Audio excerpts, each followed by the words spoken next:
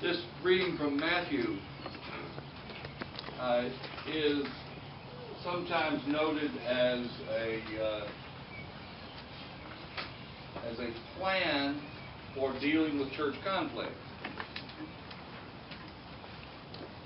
And sometimes seems a little strange, because in a culture like our own, it's a very different understanding of the nature of church than the early church had. See if this sounds familiar. The church is an organization made up of independent, autonomous members who come together on Sundays for worship and at other times to do good works in the community. Does that sound pretty legitimate definition, the way we understand church?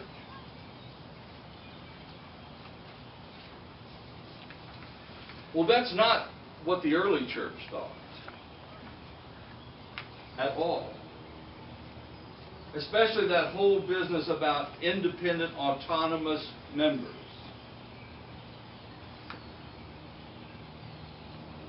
In 1 Corinthians, Paul writes about the church being a body. A body. And that the particular parts of that body are all essential. They don't have the same purposes. They're not all the same. But they're all interconnected and interdependent, and that the body is made up of these parts, and that it requires them all. So, rather than this plan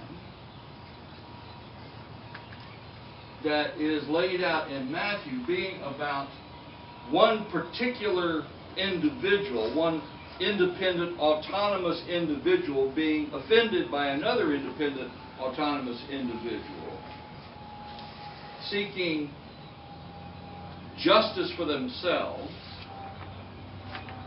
this is more a story about maintaining the health of the whole body. If there is discord or injury to any part in the body, the whole body suffers.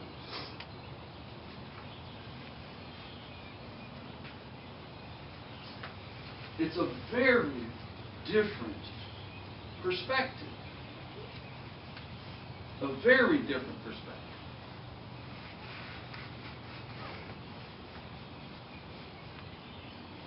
It's more a perspective in the early church of this day, this gathering here.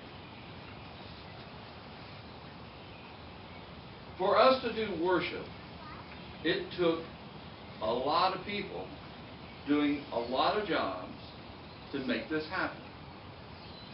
A lot of people. This meal that we see before us, no one person came and brought us lunch. This feast, this great abundance that we're about to enjoy here in a little while, comes from all sorts of people bringing something, making a contribution to it, so that the whole body partakes, is nourished, not just by the food, but by the engagement one with another, feeding one another. There's a wonderful exercise that I've seen done where a meal is laid out on the table, but nobody's allowed to feed themselves. Everybody has a big spoon, but it's on a long handle. You have to figure out how to get fed. Well, you can't do that yourself. You can't. Your arms just aren't long enough. So you feed the person across. and everybody gets fed. It's that interdependence. And the crazy thing about it all is how much it both requires and develops humility. It requires a certain amount of seed humility to be able to acknowledge that mutual dependence. But in the doing of that interdependent living, it grows in humility. But not just a humility, sort of a mea culpa kind of humility. Oh, woe is me, I am such a wretch, I can't do this, I can't live entirely on my own.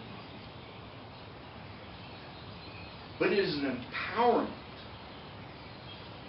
A humility of empowerment. Recognizing how it is that through that mutual dependence, mutual caring,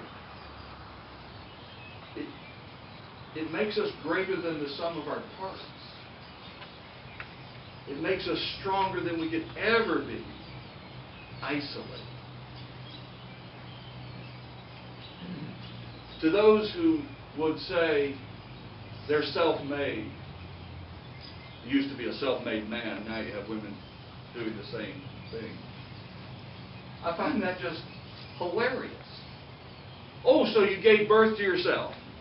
Amazing. Amazing how you manage that.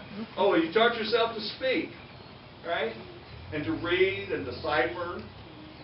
All your education you just acquired on your own, right? Oh, and you did a really good job making your own clothes. And the fact that you can raise all your own food, everything, and make those light bulbs. How in the world did you manage to do that? That is, you are an amazing person that you could do that. And cobbled your own shoes, did you? Yeah, that's amazing. So, the notion of this mutual interdependence is not just some kind of a philosophical bent that I personally have. It's reality. It's real. There may be a cultural ethos that says, oh, we're, the rugged individual. Malarkey. We that live in the West like to talk about our forefathers and mothers who were these rugged individualists who just made everything on their own. That's a myth. The bones of those people were lost out in the hills. It's the ones who came together and worked in communities. That's who make the life that we live. And so today, as we, many more than 2 or 3, gather together in His name, let us remember that gathering together is not just an assembly of the autonomous, but a gathering together of the body, and that the presence of Christ, which He proclaimed when we gather together, is us. We are the body of Christ. Amen.